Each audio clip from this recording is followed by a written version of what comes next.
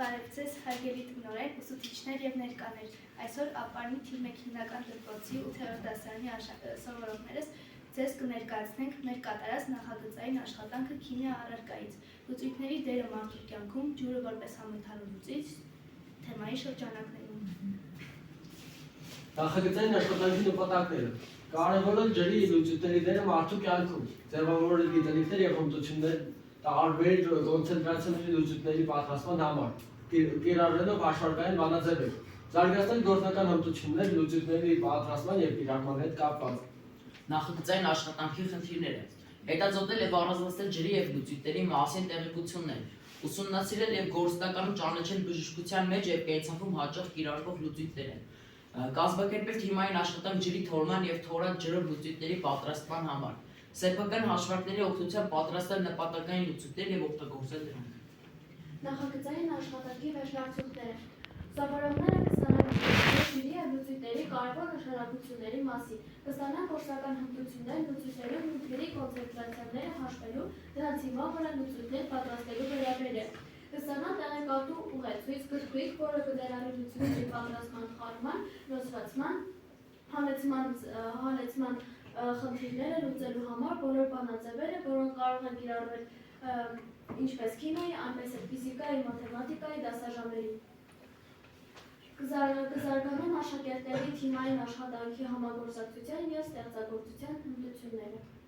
Քիմիան կյանք է, ջուր, անօրգանական միացություն, քիմիական բանաձևը H2O, ջրածնի օքսիդ։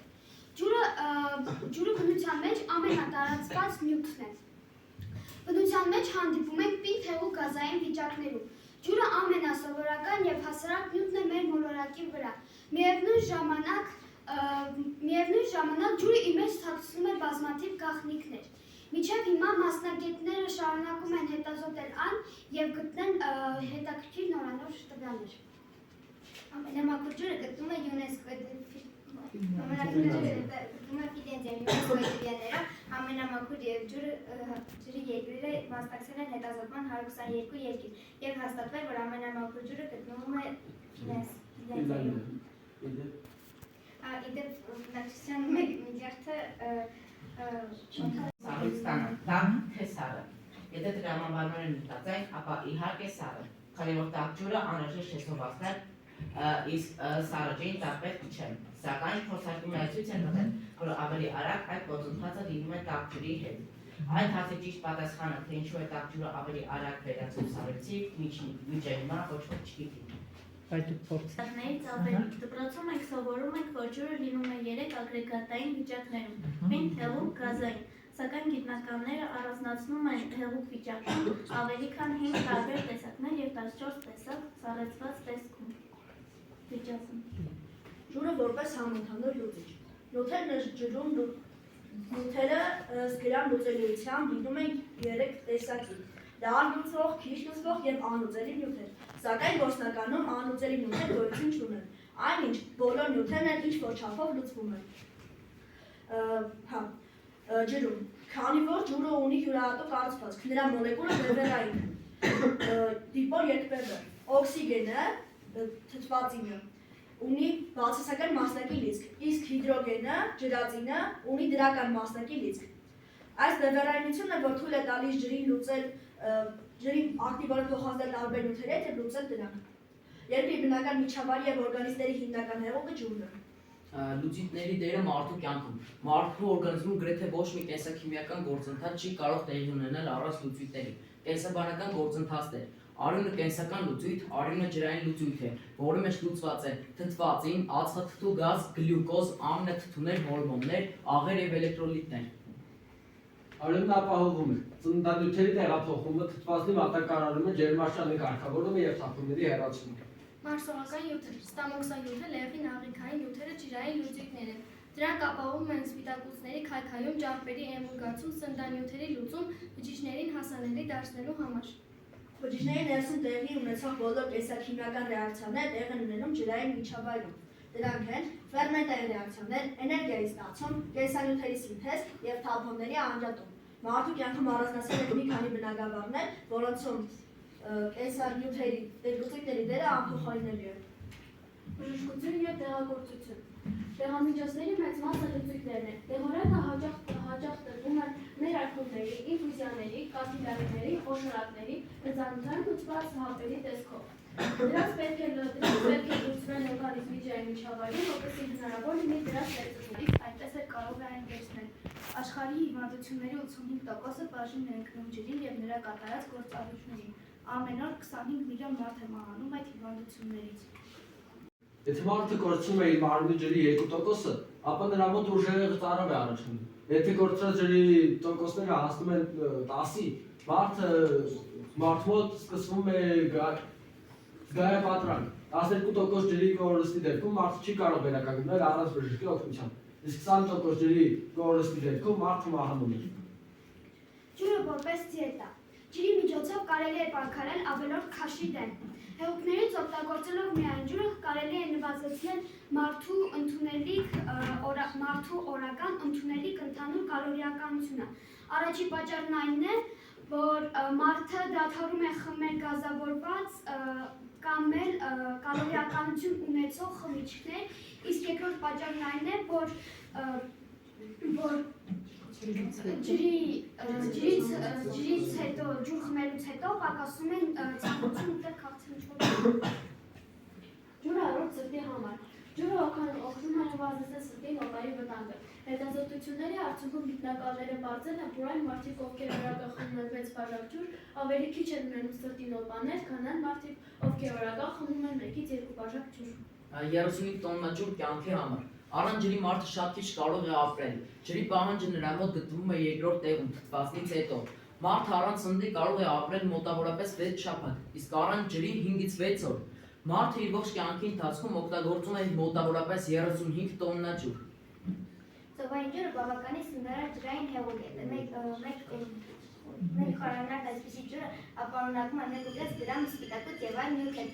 Գիտնականները կարծում են, որ միայն Ատլանտյան օվկիանոսի մեջ ջրածությունը կազմում է մոտ 20,000 բերքավատ քիչ, որը հավաքում է ողջ մայրցամաքով ամեն տարի։ Շատ տարիներ առաջ մարդիկ օգտագործում էին արծաթյա սպասք, քանի որ ըստ առասպելների արքունական պալատներում օգտագործվող արծաթյա սպասքը իբրև թե օժտված էր հրաշագործ հատկություններով, կանխում էր այդ սպասքի օգտագործման ժամանակ ցանկացած թունավորում։ Արծաթը իսկապես ունի հակաբակտերիալ հատկություններ, բայց եթե այն գտնվում է իոնային եւ ոչ թե մետաղի տեսքով, արծաթի իոնները իսկապես արդյունավետ են, միայն թե նրանք սպանում են ոչ միայն բակտերիաները, այլև մեր բջիջները։ Բացի այդ, արծաթը ծանր մետաղ է եւ այն կուտակվում է մեր օրգանիզմում։ Ուստի արծաթը որպես ֆիլտր օգտագործելը մեղմ ասած անցանկալի է, քանի որ ջուրը ախտահանելու փոխարեն կարող է հակառակը թունավորել են։ Այնպես որ եղեք առողջ եւ պահեք ձեր արծաթե գդալները միայն տոնական սեղանի համար։ Հաճախ օգտագործում ֆիզիոլոգիական լուծույթը, որը ամբողջ 9% անսպիրատի աղի լուծույթ է։ Ֆիզիոլոգիական լուծույթը ստերիլ իզոտոնիկ լուծույթ է, նախատեսված քթի, ականջի, աչքերի հիգիենայի եւ վերջնական համար։ Օգտագործում է չոր կամ խոնավեցված քթի լվացման համար, ականջների լվացման համար, պետքի լվացման համար, թերապիայի ժամանակ ինհալացիայի լուծիչ եւ այլն։ Ֆիզիոլոգիական լուծիչը կարելի է օգտագործել ամեն օր քթի եւ աչքերի հիգիենայի համար, 1-ից 6 անգամ, օրվա ընթացքում կախված իրավիճակից։ Այսինքն Դից լուծույթ, ֆուրանցինինի ջրային լուծույթ, բաղանձաճասպի լուծույթ եւ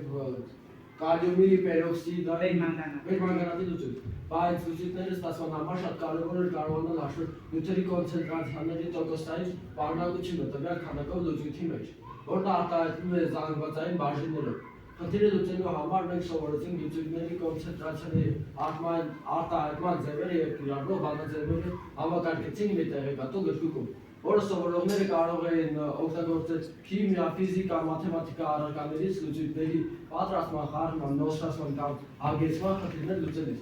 Այն եւս մեր աշխատանքի պրոդուկտն է։ Իսկ գործնական իրականացնելու համար մենք հյուրընկալվեցինք Կապարանի Վարդենիս գյուղի Զարիբեկա Կոբյանի անվան միջնակարգ դպրոցում, որտեղ մեզ սիրով ընդունեցին եւ տրամադրեցին լաբորատորիա սարքավորումները, որպեսզի կատարենք ջրի թորումը հատուկ սարքով, դիստիլյատորով, եւ ապա թորաջուրը օգտագործենք մեր նպատակային լուծույթները ստանալու համար։ Փորձերի կատարման ժամանակ մեզ միացավ նաեւ նույն դպրոցի ֆիզիկայացուցիչ Վարդան Եղազարյանը, որը մեզ փորձերի միջոցով բացատրեց, թե ինչպես հասկանալ մեր ջուրը արդյոք թորած է թե ոչ։ Այս հմտությունը տիրապետելուց հետո մենք նույնիսկ անպայմանորեն կարող ենք ստանալ մեր ցանկացած կոնցենտրացիայի լուծույթները եւ օգտագործել։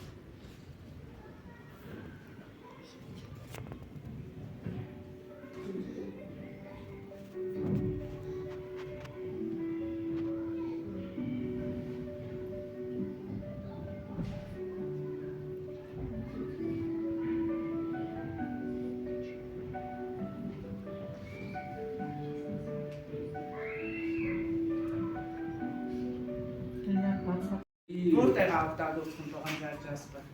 Ծառերի արմատներ ներկելիս Բները, բնել։ չէ, անտիսեպտիկ հատկություն։ կալիումի պերմանգանատային ջրային լուծույթ, Կալիումի Այսինքն ստացել եք այնպիսի լուծույթներ, որոնք օգտագործվում են բժշկության մեջ եւ թորած ջրով։ Հա, պարտադիր թորած ջրով։ Լավ։ Հաջորդ բնակավարը, որտեղ լուծույթների դերը անփոխարինելի է, դա կենցաղն է։ Լուծույթներն են քացախը, էսենցիան, որոնք հիմնականում օգտագործվում են տարածոյացման գործընթացներում։ Լուծույթներ են գինին, օղին եւ բոլոր խմիչքները։ Լուծույթները լվացող եւ մաքրող միջոցների մեծամասնությունը։ Օրինակ, հեղուկ օճառները, լվացող միջոցները, ախտանիշ միջոցները։ Դրանք լուծում եւ հեռացնում են ճարպերը, ոչնչացնում են բակտերիաները։ Կենցաղում խողովակների խցանումների համար առաջարկում ենք օգտագործել կաուստիկ սոդա, նատրիումի հիդրոքսիդ, ինչպես չոր, այնպես էլ խիտ կոնցենտրիկ լուծույթների տեսքով։ Այն ավելի արդյունավետ է աշխատում, քան խանութներից գնած այլ մաքրող նյութեր։ Էդել եք ստա։ Անբաժանելի մասն է։ Իսկ ջուրը իր կառուցվածքի բարձր ձգության շնորհիվ դառնում է համընդհանուր լուծիչ։ Այսպիսի քիմիան առնչվում է սննդատնտեսության, հուշակեղենի, ֆոտոժապավենի, գործվածքների, դեղամիջոցների, կենսամակարդակների հետ եւ ծառայում է մարդու կենսամակարդակի բարձրացմանը։ Եթե մեկ նախադասությամբ ամփոփելու լինենք, ապա Քիմիան կյանք է։ շնորհակալություն։ Ապրիլ։